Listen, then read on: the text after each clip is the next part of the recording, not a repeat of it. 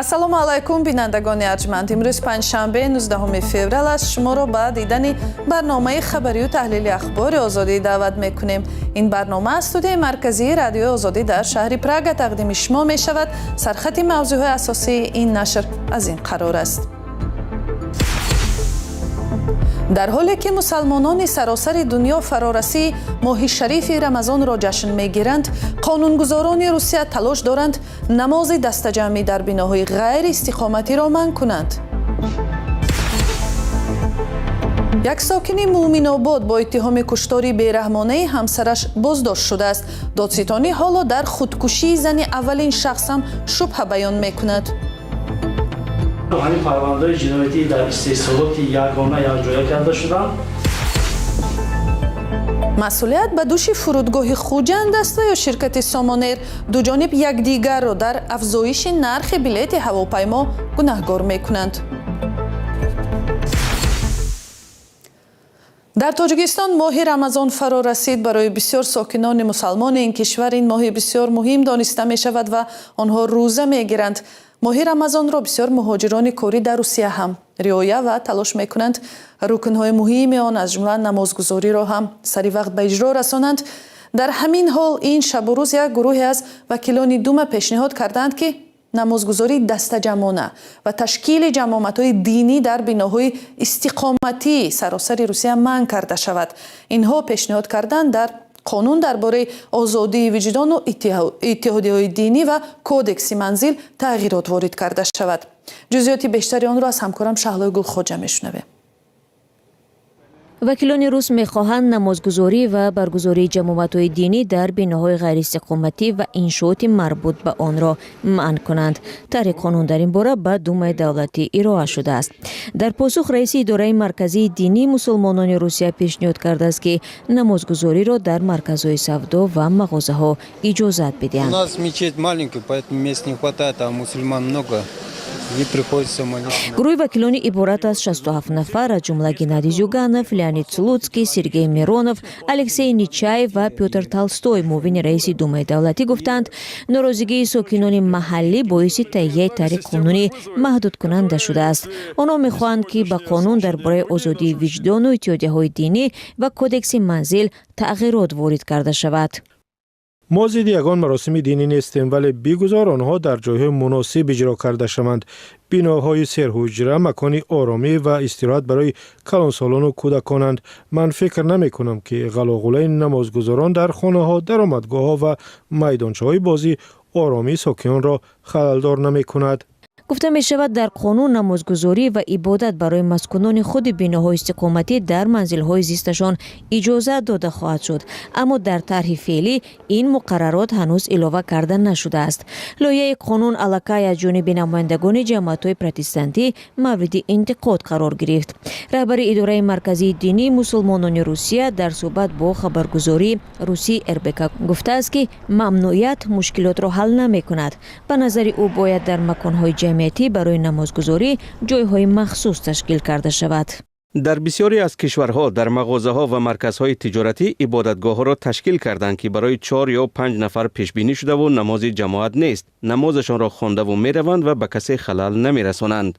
дар гузашта борҳо намозгузории муҳоҷирон дар кӯчаву паскӯчаҳо ва таваққуфгоҳҳои Русия боиси асабонияти сокинони ин кишвар шуда буд. онҳо аз чунин рафтор интиқод карда онро таблиғи дин дар маконҳои иҷтимоӣ ном бурданд ки ба гуфтаашон дар Русия манъ мебошад.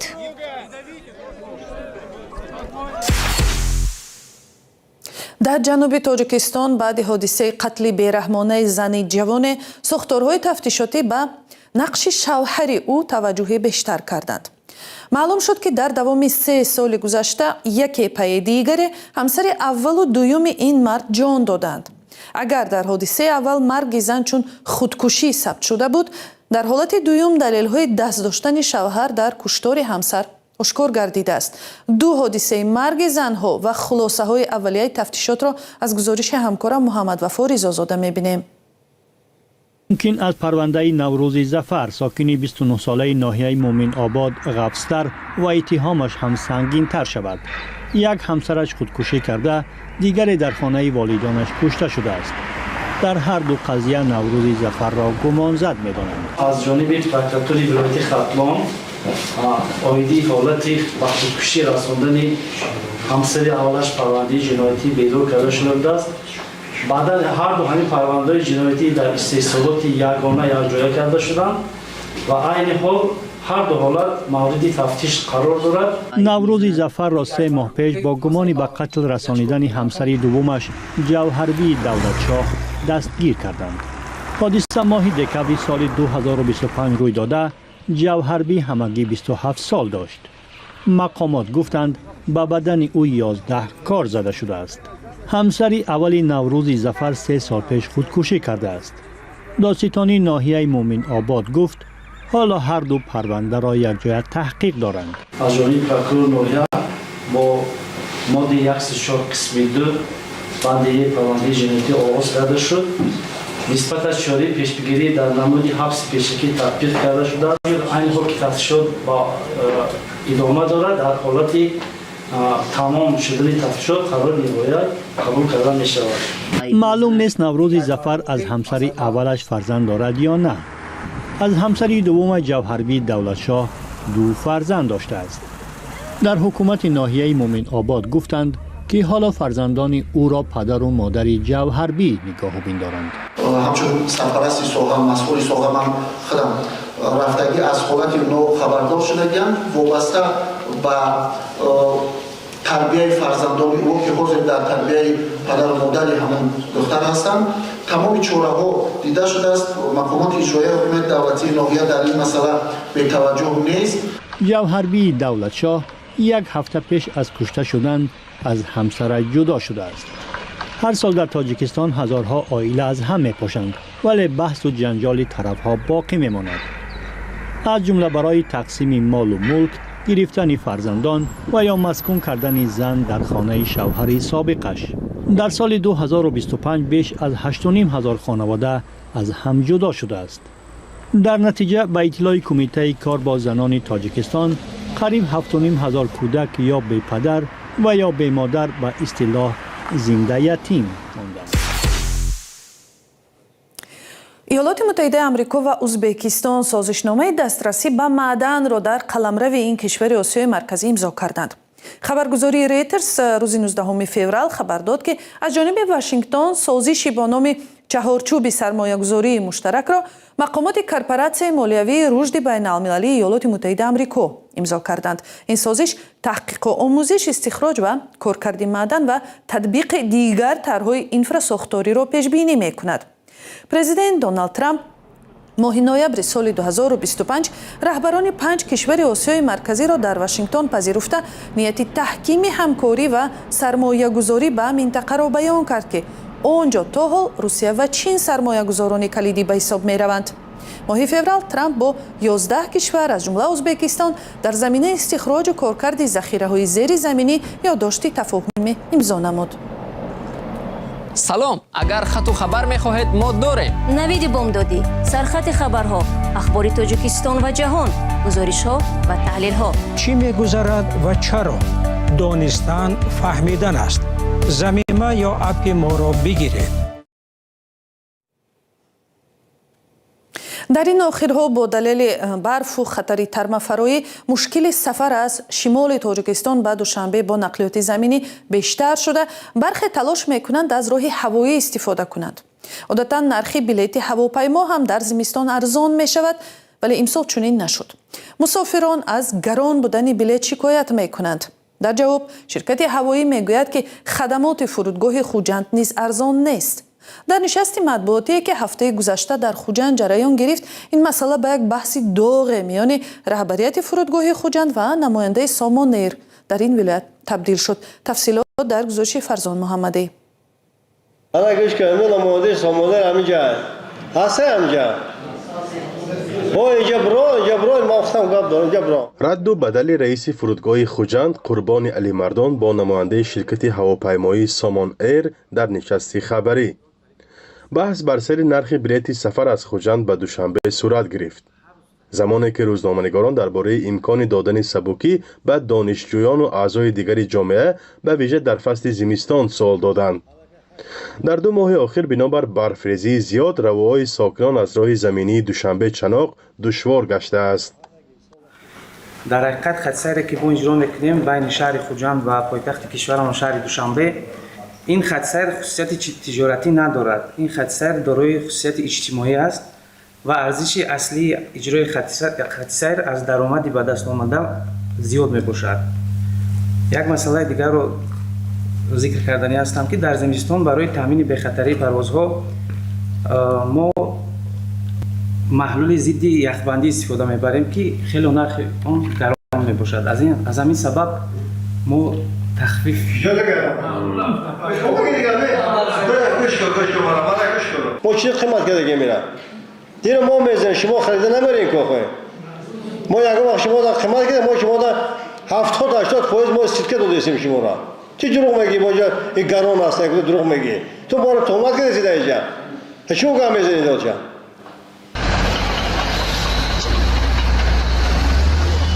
شرکت ایرس متصدی نگاهبین و جمع‌آوری پول در راه دوشنبه چناق از آغاز فصل زمستان قریب هر روز درباره محدودیت سفر در راه خبر می‌دهد. بارشی با شدت برف و فرآمدن ترمه یا بهمن حرکت نقلیات را در این مسیر گاه مشکل و خطرناک می‌سازد. شخصانی که با نرخ ارزانتر می‌خواستند از راه ماشین‌رو سفر کنند، ناچار با ارزش صدها سامانی بلیط هواپیما می‌خرند. نرخ بلیط هواپیما در زمستان از 600 تا زیاده از 700 سامانی بالا رفته است. مسئولان فرودگاه خوجند گفتند در این روزها به شرکت‌های مسافربر امتیاز می‌دهند تا مردم سرسان نگردند. ما برای سامانی تخفیفی خدمتگزاران دادگیم. مثال در وقت ما باید که انیا چارتر قبول کنیم ما امروز چارتر قبول نمیکنیم یا دیگه 4 میمونن 5 میمونن اگه بزرگانی اینا البته برای که رستاش هم کم نشه زیاد نشه یا البته باید که همین بازار برداشت جمع کنم یا کم کنم خیلی یا اگه تخفیف من این مردکای خوب میکنن ما دادن نمیتونیم تخفیف ما 20% حکومت جمهوری اسلامی کم کردن واقعا ما خودی و مثلا شرکتی هواپیمای وطنی گفته ما یارا قریب 70-80% ما یارا چیز دادگیم تخفیف دادگیم. در تاجیکستان 2 شرکت هواپیمایی تاجیک و سامان ایر کار میکنند. سامان ایر بزرگترین شرکت هواپیمایی خصوصی در تاجیکستان است ولی انتقاد مسافران از کار و خدمترسانی آن کم نیست. در چند سند و گزارش‌های تحقیقاتی حسن اسدالله زاده خویشاوند پرزیدنت تاجیکستان مالک سامان ایر نامبر شده است. مقامات تاجیکستان در ماه ینور امسال خبر دادند که شرکت نوی هواپیمایی با نام شاهین ایر ثبت نام شده است و قرار است امسال پروازهایش را آغاز کند. فرزان محمدی، رادیو آزادی، شهر خوجند. و یک خبر دیگر اندرو ماونتبتن وینزور برادر شاه بریتانیا کارل سه بازداشت شده است. با گزارش BBC و اسکای نیوز ماموران پلیس در نورفولک شاهزاده سابق 66 ساله در آنجا میزیست دیده شدند. پلیس در اظهارات گفت شخصی با سوء استفاده از مقام گمانزد فعلا در بازداشتگاه است. تحقیق پرونده ادامه دارد. پیشتر سازمان ضد سلطنتی ریپابلیک از پلیس خواسته بود که ادعای سوء استفاده از مقام و ویران کردن قانون سری دولتی را از جانب شاهزاده سابق اندرو بسنجد. طبق حجت‌های پرونده سرمایه‌گذار آمریکایی جفری اپشتین، شاهزاده سابق به او درباره امکانیت‌های سرمایه‌گذاری معلومات پنهانی و درباره سفرهایش به سنگاپور، هنگ کنگ و ویتنام گزارش داده است. خودش این ادعا را نمیپذیرد. شاه بریتانیا در سال 2025 برادرش اندرو را از عنوان و امتیازهایش محروم کرد. بینندگان ارجمند، در اینجا برنامه امروزه اخبار آزادی به اتمام میرسد. خبرهای تازه ترین را میتوانید از سامانه azadi.org پیگیری کنید. اینچنین از صحیفه های ما در شبکه های اینستاگرام، تلگرام و تیک تاک و فیسبوک هم استفاده کنید. اگر شما هم میخواهید به ما خبری مهمی برسانید، لطفاً به ما متن، عکس و ویدیو فرستید و ما با شما در تماس میشویم.